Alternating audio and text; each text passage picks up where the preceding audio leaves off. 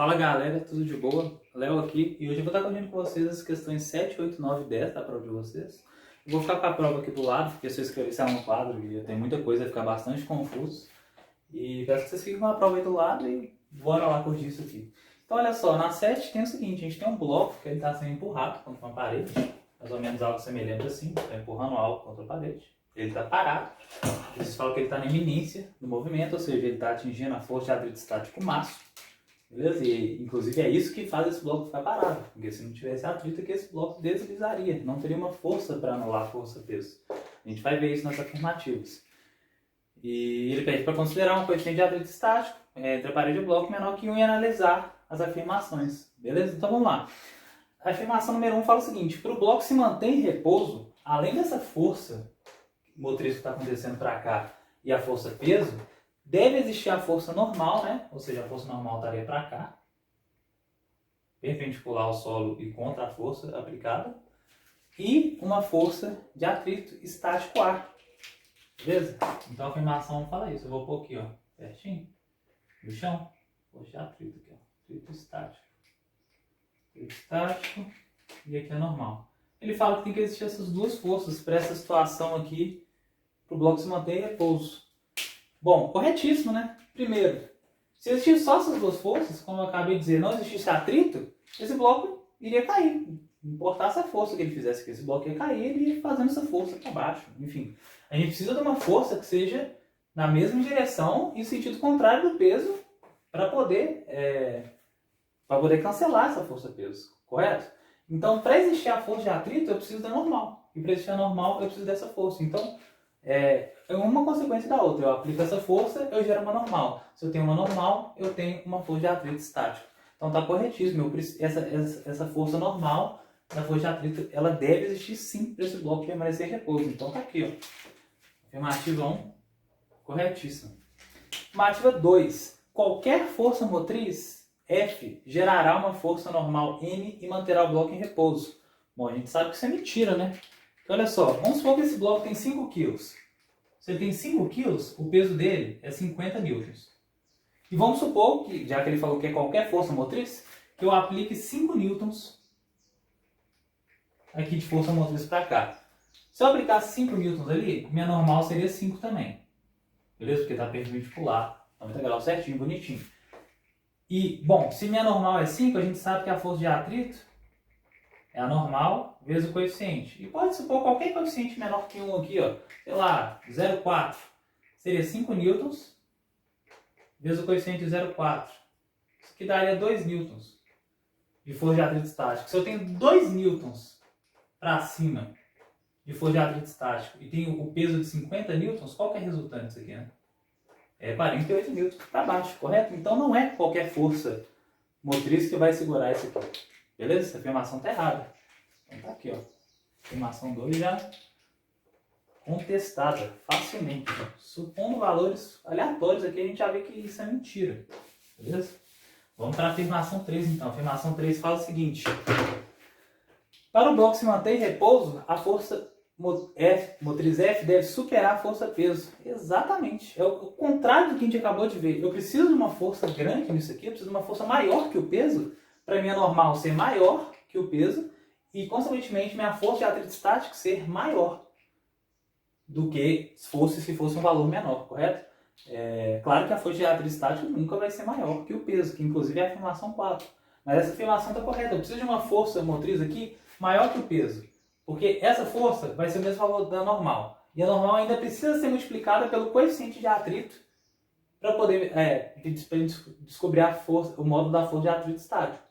Então, corretíssimo. É ao contrário da afirmação 2. A gente precisa de uma força F maior. Eu não sei qual é o valor, porque aqui o exercício não deu valor. A gente está trabalhando hipoteticamente com a situação. É só conceitual. Mas sim, essa força precisa ser maior para a normal ser maior. E se a normal for maior, a gente vai ter a força de atrito estático, que pode cancelar com o peso e esse bloco ficar em repouso. Beleza? Então a 3 está corretíssima. Precisa ser maior. Então vamos para a 4. Para o bloco se manter em repouso, a força de atrito deve superar o peso do bloco. Essa afirmação é maluca, concorda? Olha só, se essa força de atrito estático for maior que a força peso, a força de atrito vai começar a fazer o bloco se mover. Pensa aí. força de atrito é, sei lá, 15 newtons. E a força... Primeiro que isso aqui nunca vai existir. Isso aqui é impossível existir. E a força peso é 10 newtons. Quer dizer que se você manter o negócio parado, a força de atrito ela precisa ser maior? Quer dizer que tipo, o bloco vai começar a subir a parede? Como que isso acontece? Isso é impossível acontecer, né?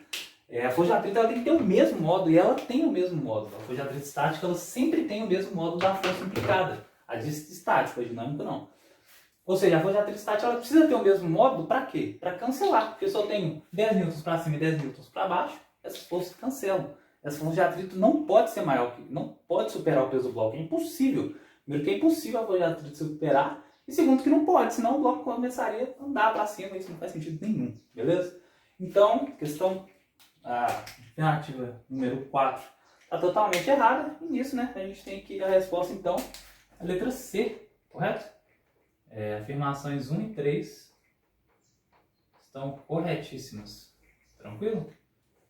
Então, beleza, bora para a próxima questão.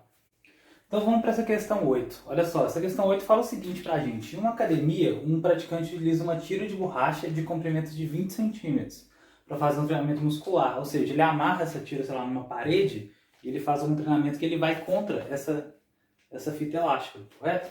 E após algum tempo de treinamento, ele conseguiu que essa tira, que obedece, claro, à lei de Hooke, ele conseguiu que essa tira atingisse um comprimento de 50 centímetros. Então, da parede até ele, tinham 50 centímetros, beleza?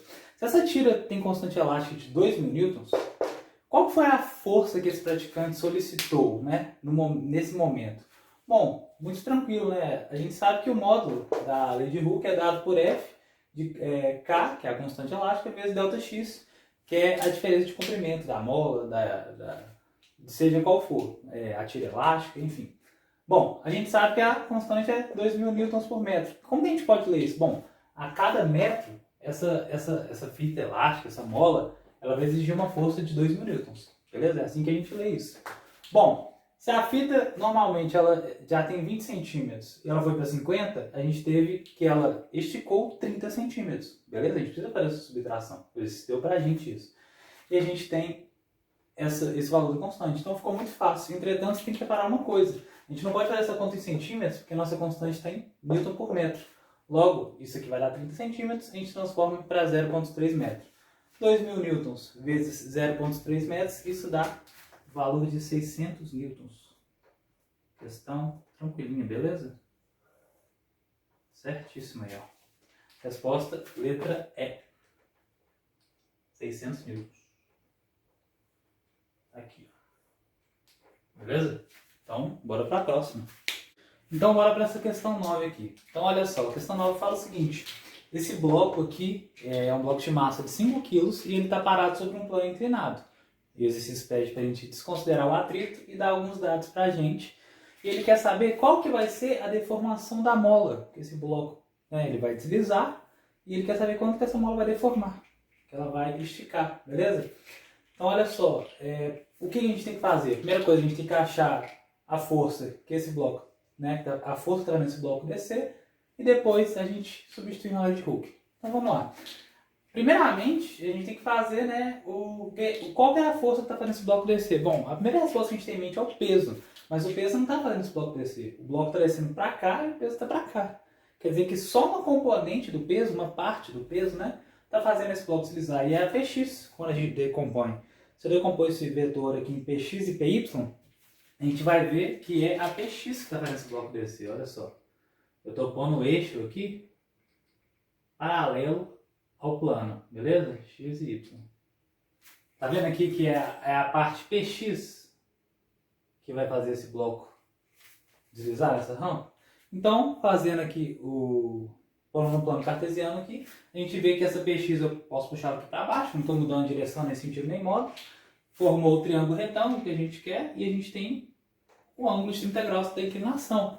Então ficou fácil para a gente descobrir o valor de Px, porque o Px está relacionado com o cateto oposto ao ângulo, ó, oposto, não é o adjacente que seria Py, é o oposto. E a gente sabe a fórmula de seno, que seno é cateto oposto sobre hipotenusa. Quem que é nosso cateto oposto aqui? É o Px, que é o que a gente quer achar. Quem é a nossa hipotenusa? É a força peso. Logo, eu vou isolar, vou passar o P multiplicando para lá. Px vai ser P vezes seno de θ. Quem que é nosso peso? Bom, peso é 5 kg. Ó, a massa é 5 kg vezes 10 metros por segundo ao quadrado da aceleração da gravidade, 50 newtons. 50 newtons vezes seno de 30 graus, que é 0,5, beleza? Bom, se eu tenho 50 newtons vezes 0,5, quando você multiplicar por 0,5, é a mesma coisa que dividir por 2. Então, 25 newtons é a Px. Essa é a força que está fazendo o bloco descer, beleza? Então agora, a gente pega essa força que está fazendo o bloco descer e a gente vai aplicar na lei de Hooke, porque a gente já tem a constante elástica que o exercício deu para a gente. A constante elástica é 100 newtons por metro. Então, eu vou pegar a deformação e isolar ela na fórmula, né? Esse ΔX. ΔX vai ser a força dividida pela constante. A força a gente acabou de achar que é a Px que está fazendo o bloco deslizar na rampa, 25 newtons. Divide pela constante elástica 100 newtons. Essas unidades aqui cortam. O metro vai passar multiplicando pelo inverso. Conserva o primeiro e multiplica o inverso do segundo. Então a gente vai ter que o ΔX vai ser 0,25 metros. Mas a resposta que a gente tem ali é só em centímetros. Bom, 0,25 metros são 25 centímetros. 25 centímetros, nossa resposta então, vai ser a resposta letra A. A deformação que ele teve foi 25 centímetros. Então, questão boa. Pegando a força, a gente decompôs o vetor peso, achou Px, que é o que está fazendo ele deslizar, aplicou na lei de Hooke, achou a deformação da mola. Beleza? Então vamos para essa questão 10, galera. Olha só. Essa questão 10 está falando o seguinte. Tem uma pessoa em uma rede e a massa dela é de 100 kg. Beleza? E ele quer saber qual que é a tração que tem em cada ponta da corda aqui. Beleza? E essa corda ela não estica, ela tem massa desprezível. E ele quer saber qual que é a tração que vai estar em cada corda. Bom, então vamos olhar para um desses lados aqui. Vamos olhar para uma tração só. Então, olha. A única informação que a gente sabe sobre a força que está atuando nessa corda é o peso. E o peso sempre aponta para o centro da Terra, correto? Então a gente sabe que na pontinha aqui, no comecinho da corda, ela está sendo puxada verticalmente para baixo a 1000 newtons, né? Que é massa vezes aceleração da gravidade. Se a massa é 100 e a aceleração da gravidade é 10 metros por segundo ao quadrado, então a gente tem que o peso vai ser 1000 newtons. Então a gente tem um peso de 1000 newtons para baixo, que eu já pus ele aqui no diagrama do corpo livre. Só que a tração está apontando, olha só, para cá, né? Ele está puxando, o cara está puxando essa corda para baixo, beleza? A força que ele está fazendo essa corda é para cá, beleza? Então, olha, a gente precisa descobrir o valor disso aqui. A gente precisa descobrir o valor dessa tração. E que, na verdade, é a resposta do exercício. Então, botando aqui no diagrama, a gente vai ver que essa tração, a gente consegue formar um triângulo retângulo, igual a gente sempre consegue formar. E a gente pode achar ele por meio de seno. Quer ver? Olha o peso. O peso, se a gente arrastar ele para cá, igual eu falei no exercício, no último exercício, a gente pode fazer isso, desde que não altere o módulo, sentido de direção. Eu tenho um triângulo retângulo. E o peso, aqui com o ângulo, ele está relacionado ao cateto oposto. Cateto oposto, a gente trabalha com seno, igualzinho na última questão. E a hipotenusa aqui, no caso, é a tração. Beleza? Vocês conseguem enxergar isso aqui? Então, eu só vou substituir o que eu tenho. E agora, a questão é a seguinte. Eu preciso achar a tração, então eu vou isolar a tração. Então eu vou passar a tração para cá multiplicando e o seno de θ dividindo. Então tração vai ser o peso dividido por seno de θ. Quem que é o peso? 1000 newtons. Qual que é o ângulo? É seno de 30 graus. Acabamos de ver no último exercício. Seno de 30 graus é 0,5, beleza? E igualmente eu falei no exercício anterior, se eu tenho um valor e multiplico por 0,5, é a mesma coisa que dividir por 2. Se eu tenho um valor e divido por 0,5, é a mesma coisa que multiplicar por 2. Então, T vai ser 1000 newtons dividido, tração vai ser 1000 newtons dividido por 0,5, que dá 2000 newtons. Mas olha só, você vai falar, poxa, não tem nem essa opção pra gente aqui. Mas é claro, porque a gente achou a tração total do sistema. Essa pessoa está tracionando essa corda a 2000 newtons, beleza? Só que essa corda está presa a duas paredes. E não só nessa. O que a gente calculou aqui agora, essa tração de 2000 newtons, ela serve só para um lado da parede. A gente calculou como se tivesse só um lado. O que não faria sentido, né? Porque a pessoa estaria no chão, se não tivesse amarrado no outro lado. Mas o que a gente calculou é isso. É a tração que estaria só nessa corda, se fosse só esse lado amarrado só desse lado da parede. Mas a gente acabou de ver, tá no exercício, que ele está amarrado a 2. Bom, se um lado ele estaria tracionando a 2000 newtons, se eu tenho ele preso a dois lados, essa tração vai dividir, beleza? Então, se eu tenho dois lados e tenho 2000 newtons de tração, 2.000 dividido por as duas paredes, né, que estão segurando essa pessoa, a resposta é letra B, 1.000 newtons, beleza? Questão tranquilinha. Então é isso, galera. Eu tô na questão 10, né? Então, finalizando a correção da prova aqui. Prova tranquilinha, de boa. Gostei demais da prova.